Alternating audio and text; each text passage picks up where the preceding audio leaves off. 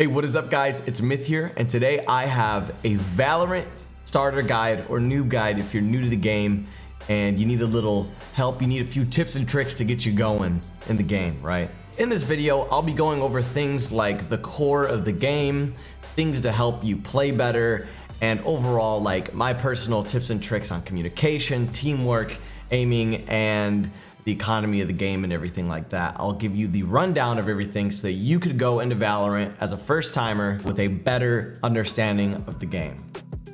This video is sponsored by Riot Games. So to start us off, I think we should ask ourselves the question, what is Valorant? Valorant is a 5v5 tactical shooter where one team is attacking and trying to plant a bomb, and then another team is defending and they're trying to defuse the bomb. But the twist about Valorant actually is that you have agents, and these agents have abilities that you use to outplay your opponent and try to get the upper edge on your opponent, whether that's information, damage, or like flashes to try to disorient them. So with that being the case, you sort of meet this interesting dynamic where creativity like meets being clutch. And in Valorant, you see that happen with, the different hero abilities that you could combine to execute on one of the sites and get the bomb down, or even to put up a pretty good defense. It requires a little bit of creativity to think about, okay, how am I gonna play around this player's ability and put this here and there, you know what I mean? The first team to 13 rounds wins the game, flat up. So on top of that, let's say you get to 12 rounds and then the other team also gets to 12 rounds, so it's sort of even. You'll actually have to then go into overtime and win 2 rounds in a row to become the victor. And basically, you could just keep going on and on until one team wins by 2 in a row. When you get a kill, when you lose a round, win a round, plant the bomb, defuse the bomb, this all gives you money in the game. And you actually use this money to buy weapons in the game. And that's how you sort of select your loadout and go into each round. On top of weapons, you have to buy your character's abilities, armor, and all of that impacts the way that you play out the round. My tip here to you guys is make sure that you keep that in the back of your head when playing out a round, because it is going to impact your next round. So even if you're in a losing scenario, it's good to think about, how can I maximize my money gain by, maybe defusing the bomb. Maybe I'm able to get one more elimination before the round ends and not die myself, And so traditionally, what you're striving for when playing Valorant is you want to make sure that you have a good weapon. I'll go into weapons and talk about how each one of them are unique, but you're gonna want to make sure you want a suitable weapon for the situation. You're gonna want to make sure you want full armor so that you get that plus 50 HP boost on top of your base health, which is 100. And then you're gonna wanna make sure that you are able to have every single one of your agent's abilities, because that is what will make the difference between winning and losing a round at times.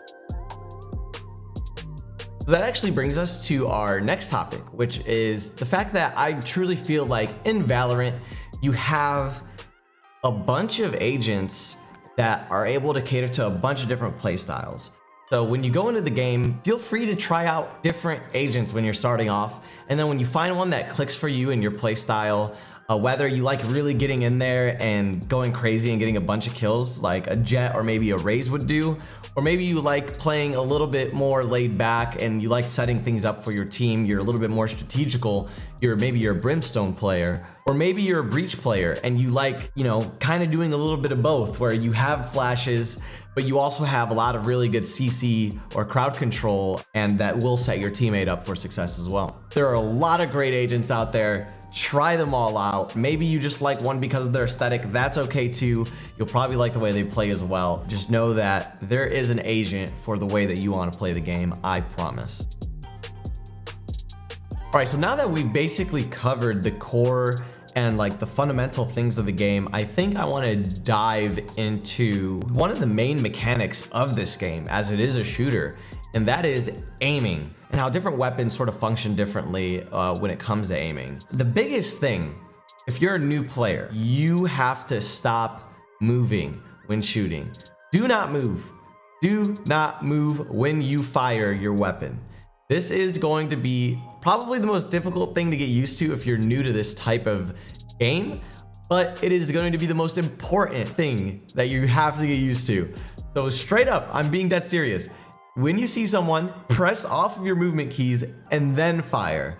So the way that accuracy works in Valorant is that the less that your character is moving, the more accurate you will be. So, for example, if I am running full speed and I'm just holding left click, I will have the most inaccuracy. If I'm shift walking slowly and then spraying left click, I will also have a lot of inaccuracy, but not as much as when I'm full sprinting. But if you just don't move at all, you will have the greatest amount of accuracy unless you crouch as well. Crouching will make it so that your spray will actually be more controlled as well. It'll be easier to control your spray. And by the way, you should take into account that different weapons also have different spray patterns. So if you're using something like the Odin, it's just a big LMG, that's a weapon that you still want to stand still with, but you're gonna want to ram down the left click on it because it's just LMG, it goes crazy, it sprays, it's pretty easy to control as well. But then you have weapons like the Phantom or the Vandal where you don't want to just hold down left click and spray and pray, right? You want to make sure that you're holding down the left click for maybe like 2-3 shots and then resetting and then doing it again. But if you do spray, it's super important to go into a crouch and try to recover and control yourself. And then I think as you take into account how weapons function and the way that they spray and stuff, you'll start to notice that some weapons do a better job in certain scenarios. The Phantom works wonders when you're close to close medium range. It has a higher fire rate. It's a little bit more accurate as well than the Vandal. The Vandal is definitely a more precise weapon at long range, and it also is a one-shot headshot at long range, where the Phantom actually isn't. So you could start to notice just by these two weapons that there is a use case for each one, and you kind of have to figure out when, where, why, and how you're going to use it. And there are also shotguns in the game, and those have a place as well at the right time. If you're holding a tight corridor, if you're holding a tight corner, and you'll definitely have the jump on an opponent with a shotgun in hand. Now, for the last and final point, it has to be teamwork and it has to be communication. I truthfully think that the difference between the skill levels is how you work as a team and how you communicate with your team. Back heaven. Go heaven. It is more than just calling out where opponents are and where your enemies are and what your enemies are doing. Because at the end of the day, in a team game, what you're doing and how it's working with everyone else on your team is what's going to make the difference as well. Last player standing. He's a pillar. He's at 40. Gotcha. Let's say you're on attack side. No one on the team is calling out which angles they're holding to make sure that you're ready for the opponent when they come into the site to try to defuse. Everyone's just gonna kind of be lost. So make sure that you're communicating with your teammates what angles you're looking at, what you're trying to do, and try to have your teammates also communicate with you what they're trying to do, and so that you guys could all have more information to work with to be more successful in your matches. There are some abilities that need that cooperation, that sort of need to work off that team play. If you don't communicate with your teammate effectively while executing them, it could end up in a catastrophic throw or a really bad scenario for your team.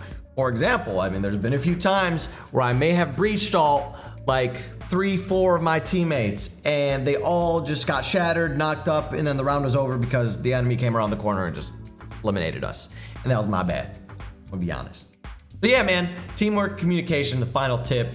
I know it's duh, but it really isn't. It's something you should really pay attention to. You should pay attention to the way that you're talking and what information you're giving to your teammate and what information you're not giving to your teammates, right? And work toward becoming a better communicator. All right, guys, I hope you guys enjoyed the video. If you're new to Valorant and you enjoy this, please give it a likes up. I hope that it helped you, get a little head start on the game And I hope you learned something new that, you know, you're able to take in with you as your first time in. And overall, I just hope you're more comfortable with Valorant by watching this video.